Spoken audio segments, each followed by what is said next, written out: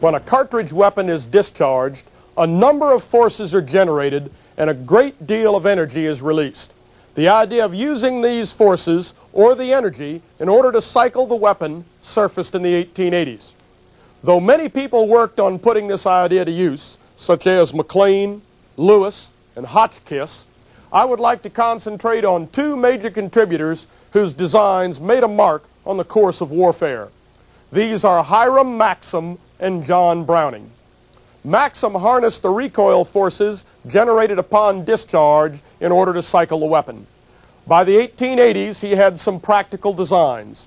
Though they worked reasonably well, his automatic weapons became what we understand to be a machine gun only after the introduction of smokeless powder and jacketed bullets.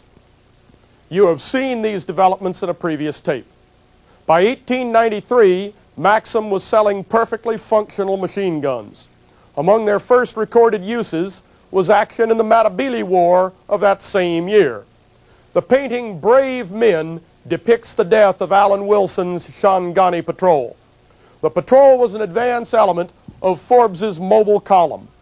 After the Nabili had annihilated Wilson, their 7,000-man army advanced on Forbes, who credited his salvation to the Maxim machine gun. Maxim worked at refining his designs, and by 1908, the Maxim machine gun had been adopted by Germany and was made under license there. The same weapon was adopted and manufactured in England, where it was known as the Vickers. John Moses Browning had been working on another method of cycling an automatic weapon using the very same gases which propelled the projectile. His first workable designs were made by Colt Marlin and used in the Spanish-American War. When the bullet passed a hole or gas port located underneath the barrel, gas escaped and pressed on a lever. The lever rode all the way back and then was pushed forward by a spring, thereby completely cycling the weapon. For obvious reasons, this gun was nicknamed the Potato Digger. As war clouds loomed, Browning quickly branched aside and designed a machine gun using Maxim's short recoil idea, since short recoil was a good bit more compatible with water cooling. Without getting into French or Austrian variations, you can safely assume that every major combatant in World War I entered the war with a machine gun. The capabilities of all of them were quite similar. I will use this Browning 1917 water-cooled as a good example. Most of these weapons fed from a belt.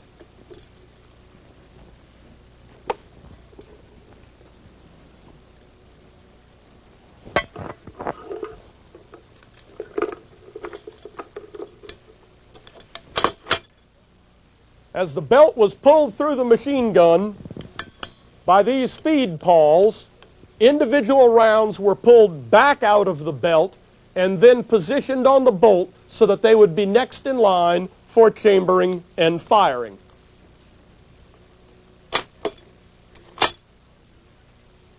The Browning and the Maxim worked on the short recoil principle. In this method, the barrel, bolt, and barrel extension remain locked together after discharge and travel a short distance to the rear. After the bullet exits the barrel, the bolt then unlocks, sliding independently to the rear. The bolt comes back far enough so that the old cartridge case is extracted and ejected and a new cartridge is placed in position. The bolt then travels forward, chambering the cartridge, and fires again as long as the trigger is held down.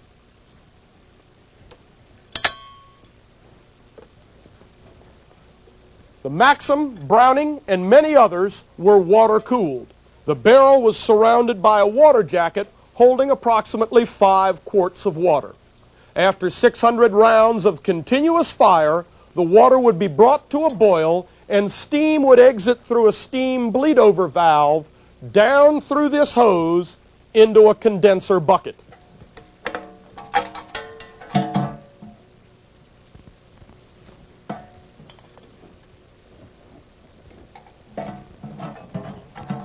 The second assistant gunner kept refilling the jacket as water would boil away at the rate of 1 quart for every 250 rounds. Though the water did boil away, it was recovered in the condenser bucket.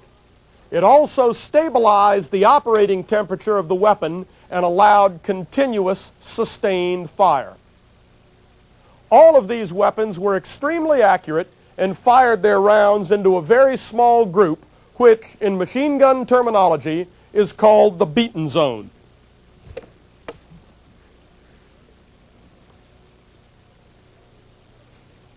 As an assist, they were equipped with a micrometer traversing and elevating mechanism so as to enhance their long-range accuracy.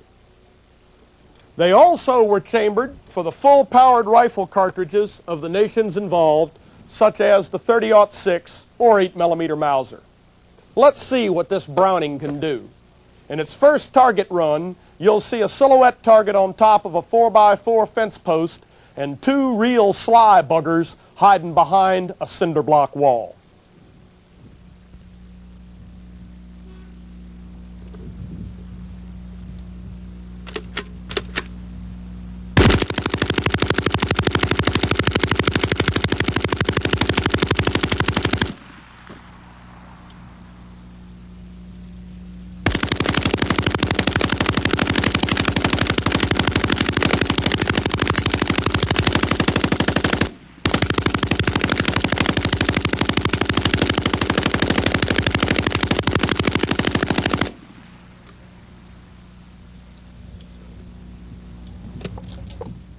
That's pretty impressive.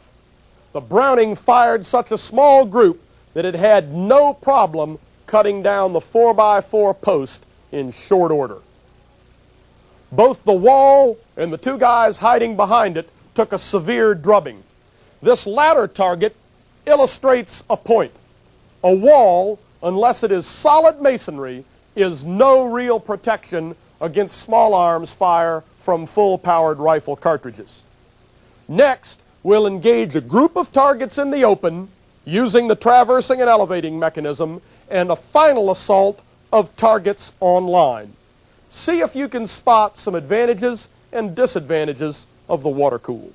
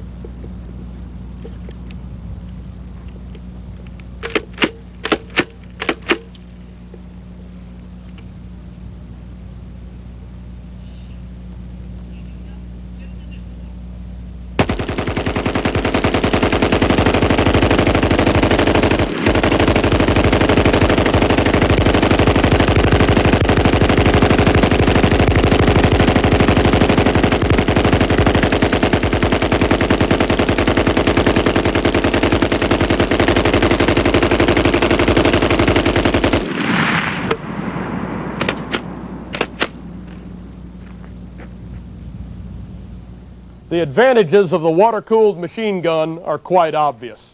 It is extremely accurate, can fire at very long ranges, and has a very high sustained volume of fire. In fact, the water-cooled machine gun is unique among machine guns in that its sustained volume of fire is just about the same as its cyclic rate. The Maxim and the Browning both had usable volumes of fire on the order of 500 rounds per minute, and both had combat ranges well in excess of 2,000 yards. the water-cooled machine gun truly was the next best thing to being there. This tremendous capability is not free. For starters, the weapons are expensive to manufacture. You can see all of the very small yet very finely machined parts in this Maxim.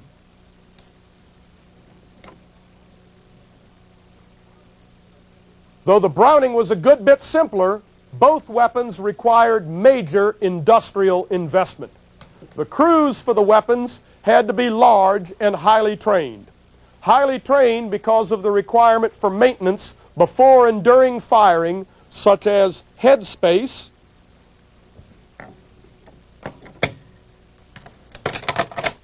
and spring tension adjustments. The crew had to be large because there were many other jobs to be done.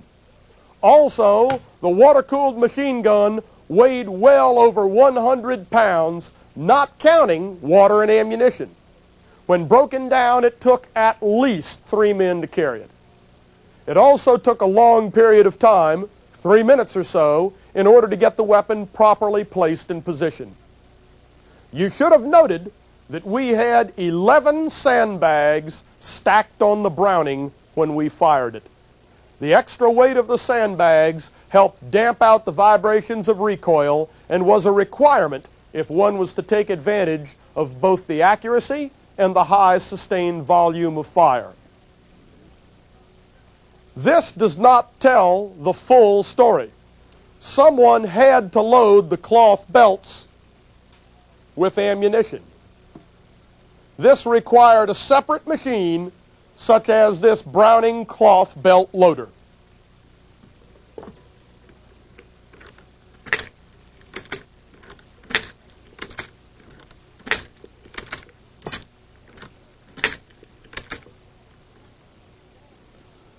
The cloth belts had to be saved by one of the crew members. They were washed, dried, and then protected from mildew. They could not be loaded too far in advance, or the cloth would stretch and the cartridges would fall out. The advantage to the cloth belt is that it is much easier on the machine gun and does contribute to the overall reliability. The small beaten zone of the water-cooled machine gun translates to an extremely long adjust sight range. It was the job of the gunner to adjust sights for range and to compensate for wind drift. However, the gunner could normally not properly spot the fall of his rounds. Another individual with binoculars spotted the fall of the rounds. The vertical portions of the reticle on the binoculars that you use today are leftovers from that era. They are based on a logarithmic scale and were used for adjusting the fall of long-range machine gun fire on the ground. For the really long ranges, something over 15 or 1600 yards, plus for indirect machine gun fire, that is, placing bullets down into a trench or into dead space behind a hill, even more equipment was required. Every crew carried a clinometer, which was used for adjusting the elevation of the machine gun in mills as specified in the firing tables. The effect of the water-cooled machine gun is common knowledge. The trench warfare of World War I can be attributed to the water-cooled machine gun along with the bolt-action magazine rifle and the new breed of artillery. Between these three, no man's land really was a place where no man could survive.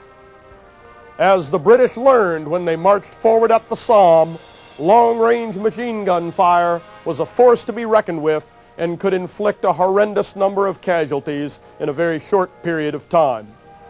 We need not go further into World War I, for you'll study that in much greater detail. When you do, remember what you have just seen about the water-cooled machine gun. How would you like to charge across no man's land through the barbed wire in the face of a water-cooled machine gun.